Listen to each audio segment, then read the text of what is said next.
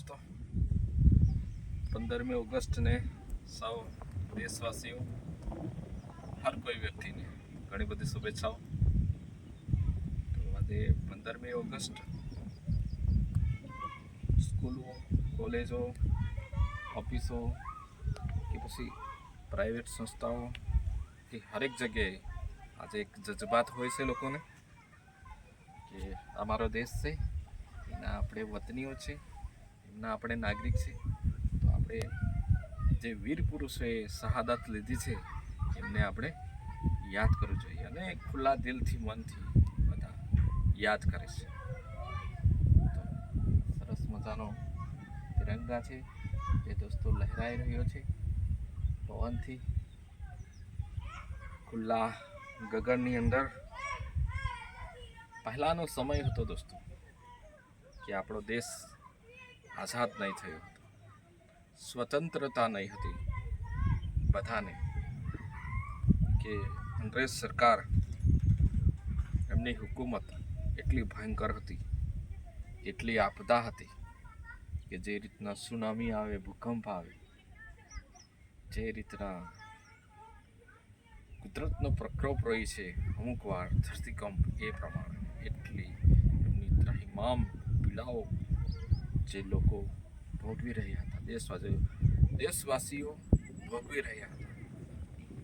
એ સમયે ઘણા એવા વીર પુરુષો જે બિરસા મુંડાથી લઈને ગાંધી બાપુ, સરદાર વલ્લભભાઈ પટેલ, આપણા દેશના નવજવાનો જે બોર્ડર પરના જે આર્મી છે, એમણે ખરેખર શહાદત આપી છે.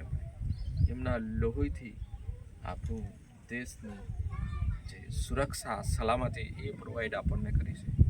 તો આજનો એ દિવસ એ ખરેખર ભૂલી નહીં શકાય, કેમ કે આટલી બધી મોકળાશ મળે છે આપણને, સ્વતંત્રતા મળે છે, કે આટલી બધું સારી રીતના જીવન આપણું હર્યું ભર્યું બનાવી દીધું છે. તો એ બધું દરેક શ્રેય જાય છે એ જવાનોને નામે.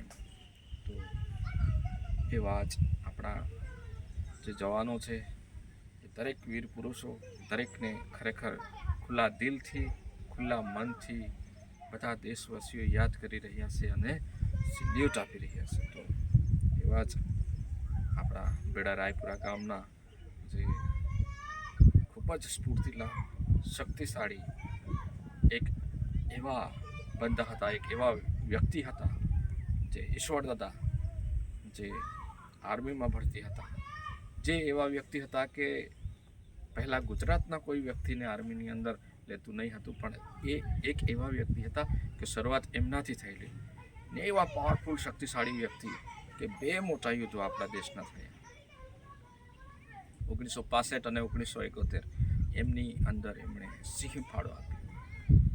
300 વ્યક્તિનું પ્લાટૂન હતું, તેમાંથી ફક્ત 2 વ્યક્તિ જ બચ્યા હતો. એટલા ભયંકર યુદ્ધ થયા હતા. અણુ બોમ્બ, ગોળી તો વરસાદની જેમ વરસી જાય, ચાલે તો નીચે બોમ્બર હોય, પગ મૂકે તો ફાટી જાય, સામેથી ગોળીઓ આવતી હતી.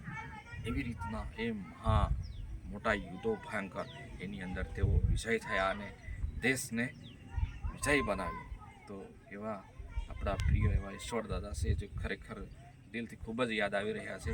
તો એમની યાદગીરી માટે, એમને યાદ માટે, કારણ કે એમણે જે કર્યું એ એમણે જે કાર્ય કર્યું એ ખરેખર મોટું કાર્ય કહેવાય.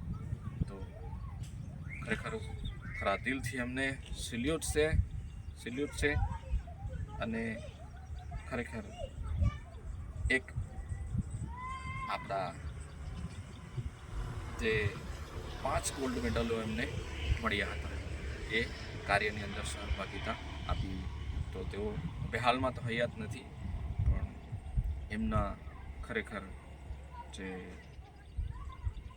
શહાદત છે, એમની જે કાર્યો છે તે ખરેખર યાદ આવી રહ્યા છે. તો એમને આ 15મી ઓગસ્ટ ખરેખર જ્યાં હશે ત્યાં હશે, ગમે તે મારા દિલમાં તો છે જ, પણ ભગવાન આપણને એમને સદાય ખુશ રાખે, દિલથી અભ્યર્થના છે, એવી પ્રાર્થના છે. તો હર કોઈ સૌ ભારતવાસીઓને મારા આ 15મી ઓગસ્ટમાં નાના ભૂલકાથી લઈને મોટા બુઝુર્ગ વડીલો સુધીના દરેક વ્યક્તિને આ વિડીયો મારફતે ઘણી બધી શુભેચ્છાઓ. જય ભારત, જય ગુજરાત, જય હિન્દ, ભારત માતા કી જય.